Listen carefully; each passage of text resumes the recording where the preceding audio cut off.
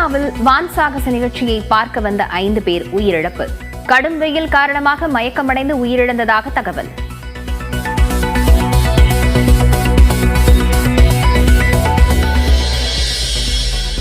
சென்னையில் விமான சாகசத்தை பார்த்த பின் இருசக்கர வாகனத்தை எடுக்கச் சென்றவர் மயங்கி விழுந்து உயிரிழப்பு. கணவர் மயங்கி விழுந்தது தெரியாமல் 1 மணி நேரம் காத்திருந்த மனைவி.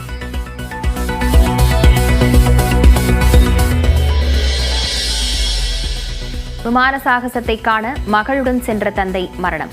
நீர்ச்சத்து குறைபாட்டால் மயங்கி விழுந்து இறந்த அரசு மருத்துவமனை ஊழியர்.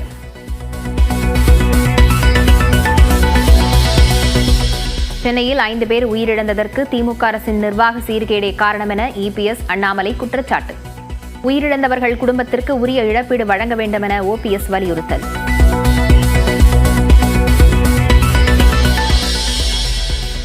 சென்னை மெரினாவில் விமான சாகசம் பார்க்க சென்ற 5 பேர் உயிரிழந்தது வருத்தம் அளிப்பதாக கனிமொழி வேதனை. சமாளிக்க முடியாத கூட்டங்கள் இனி கூடுவதை தவிர்க்க வேண்டும் என வேண்டுகோள்.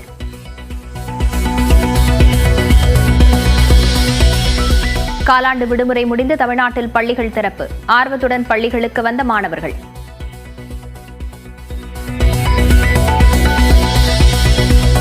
ஹரியானா, ஜம்மு காஷ்மீர் மாநிலங்களில் பதிவான வாக்குகள் நாளை எண்ணப்படுகின்றன. வாக்கு இயந்திரங்கள் வைக்கப்பட்டுள்ள மையங்களில் பலத்த பாதுகாப்பு. திருப்பதி பிரம்மோற்சவத்தின் 4ஆம் நாள் விழா. கற்பக விருட்ச வாகனத்தில் எழுந்தருளிய உற்சவர் மலையப்பசாமி.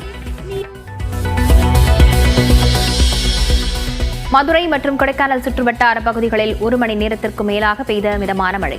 நீலகிரி, கோவை, திருப்பூர், தேனி, திண்டுக்கல் உள்ளிட்ட 15 மாவட்டங்களில் இன்று கனமழை பெய்யும் என வானிலை ஆய்வு மையம் கணிப்பு.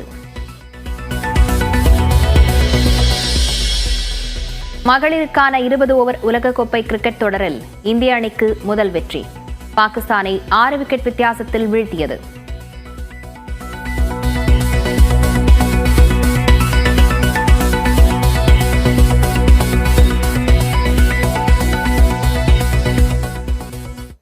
மருத்துவத்துறை அமைச்சர் மா சுப்பிரமணியன் செய்தியாளர்களை சந்திக்கிறார். நேரலையில் பார்க்கலாம்.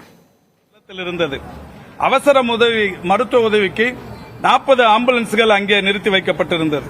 இது மட்டுமல்லாது ஆயிரக்கணக்கான பாராமெடிக்கல் குழுக்களும் அங்கே இருந்தது. இவைகளோடு சேர்ந்து இந்த இந்திய விமானப்படை அரசுக்கு வைத்த கோரிக்கை, ஒரு மருத்துவமனையில் 100 படுக்கைகள் கொண்ட மருத்துவமனையை தயார் நிலையில் வைத்திருக்க வேண்டும் என்று சொன்னார்கள். ஆனால் சென்னையை பொறுத்தவரை ராஜீவ்காந்தி அரசு மருத்துவமனையில் 100 படுக்கைகளும் 20 தீவிர சிகிச்சைக்குரிய படுக்கைகளும், யாருக்காவது அந்த ரத்தம் தேவைப்படுகிற போது ரத்த வங்கி, இது மாதிரியான எல்லா விஷயங்களும் தயார் நிலையில் இருந்தது. 65 மருத்துவர்கள் ராஜீவ்காந்தி அரசு மருத்துவமனையில் மட்டுமே தயார் நிலையில் இருந்தார்கள். இதோடு மட்டுமல்ல, ராஜீவ்காந்தி அரசு பொது மருத்துவமனை, ஓமந்தூரார் அரசு பன்னோக்கு மருத்துவமனை, ஓமந்தூரார் மருத்துவக் கல்லூரி மருத்துவமனை, ஸ்டான்லி மருத்துவக் கல்லூரி மருத்துவமனை, கீழ்ப்பாக்கம் அரசு மருத்துவக் கல்லூரி மருத்துவமனை, ராயப்பேட்டை அரசு மருத்துவக் கல்லூரி, ராயப்பேட்டை அரசு மருத்துவமனை, கலைஞர் நூற்றாண்டு உயர் சிறப்பு மருத்துவமனை என்று ஏறத்தாழ அவர்கள் கேட்டது 100 படுக்கைகள். ஆனால் தயார் நிலையில் இருந்தது ஒரு 4000த்திற்கும் மேற்பட்ட படுக்கைகள் எல்லா இடத்திலும் தயார் நிலையில் வைத்து ஆயிரக்கணக்கான மருத்துவர்கள் தயார் நிலையில் இருந்தார்கள். 15 லட்சம் பேர் பங்கேற்பார்கள் என்கின்ற வகையில் எதிர்பார்க்கப்பட்டது.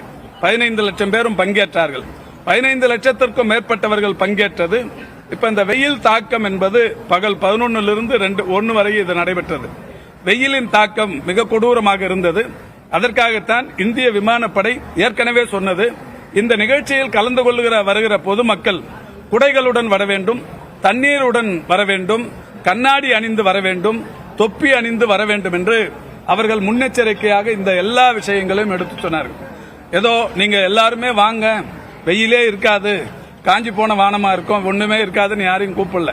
அவங்க சொல்லும் போதே இதெல்லாம் தெளிவா சொன்னாங்க. இந்திய விமானப்படை சொன்னது இது ஒரு தேசிய அளவில் நாம் பார்க்க வேண்டிய ஒரு நல்ல விஷயம். ஒரு தேசிய விழா, அதுவும் உலகுக்கு இந்தியாவின் விமானப்படையின் அந்த கட்டமைப்பை வெளி உலகுக்கு தெரிவிப்பது. நேற்றுக்கு தஞ்சாவூரிலிருந்து ஒரு விமானம், ரபேல் என்று நினைக்கிறேன், கிளம்பி 20 நிமிஷத்தில் சென்னைக்கு வந்திருக்கிறது. சீறி பாய்ந்த விமானம். இத்தகைய ஆற்றல் உள்ள விமான சேவை இந்தியாவில் இருக்கிறது என்பதை உலகுக்கு உணர்த்துகிற வகையிலான ஒரு அற்புதமான நிகழ்ச்சி. இதுல இந்த இறப்பு உண்மையிலேயே வருத்தத்திற்குரிய ஒன்றுதான். இது யாரும் எதிர்பார்த்து நடக்கிறது இல்ல.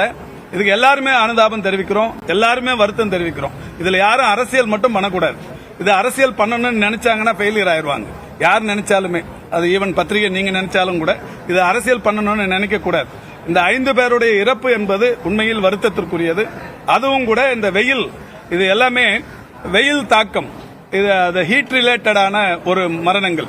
இந்த 5 பேருமே பிராட் டெட் என்று சொல்லக்கூடிய வகையில் இறந்துதான் மருத்துவமனைகளுக்கு வந்திருக்கிறார்கள்.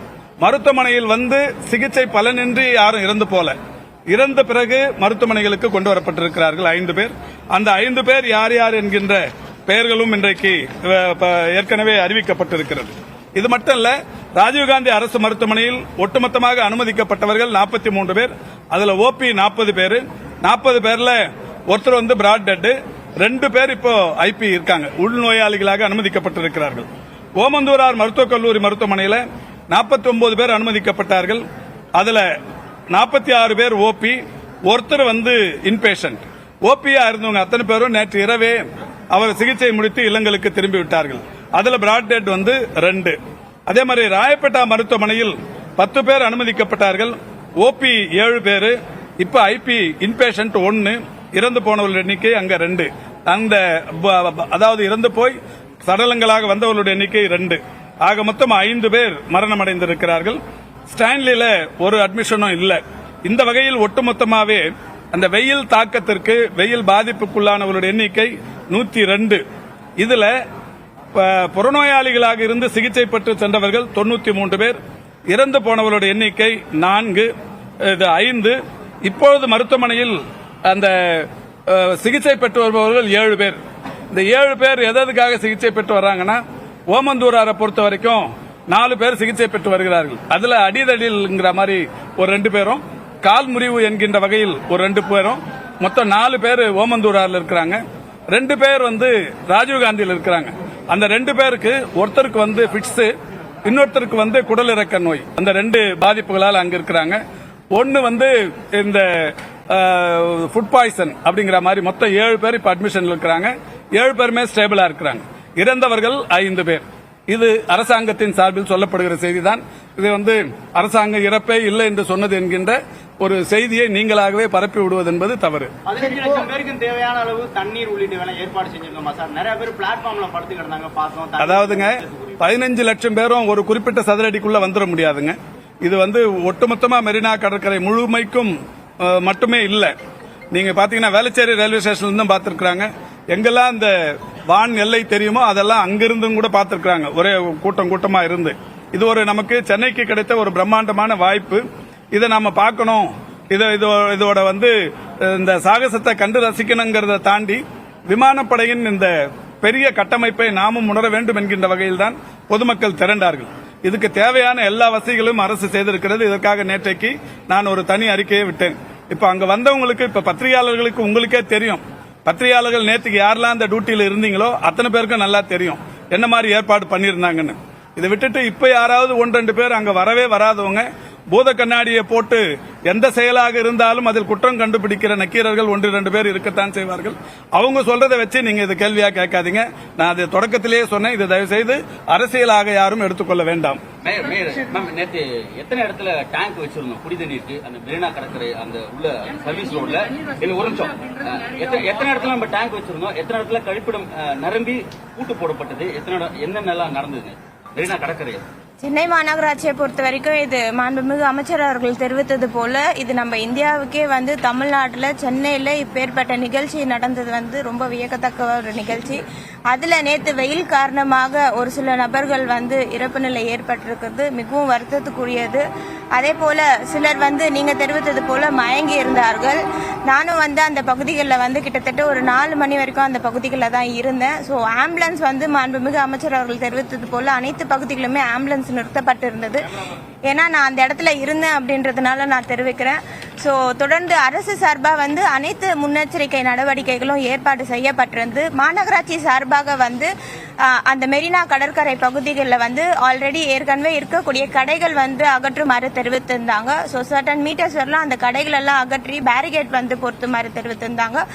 காவல்துறையோட இணைந்து பேரிகேட் வந்து பொருத்தப்பட்டிருந்தது. ஹைவேஸ் துறையுடன் சேர்ந்து அந்த டென்ட் வேலைகள் அந்த பணிகள் எல்லாம் மேற்கொள்ளப்பட்டது. இப்படி அனைத்து துறையுமே ஒருங்கிணைந்து தான் இந்த நிகழ்ச்சியில வந்து செயல்பட்டு இருந்தோம். நேற்று வெயில் காரணமாக சில பகுதிகளில் வந்து சில பேருக்கு வந்து மயக்கம் ஏற்பட்டது நிலை இருந்தது.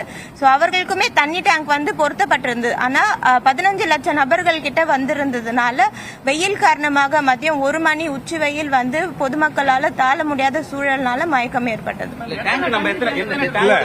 தேவையான அளவு எண்ணிக்கையை பொறுத்த வரைக்கும் இப்போ திருப்பி வேணா பிரஸ் ரிலீஸ் தர சொல்றோம் டிபார்ட்மெண்ட்ல இருந்து.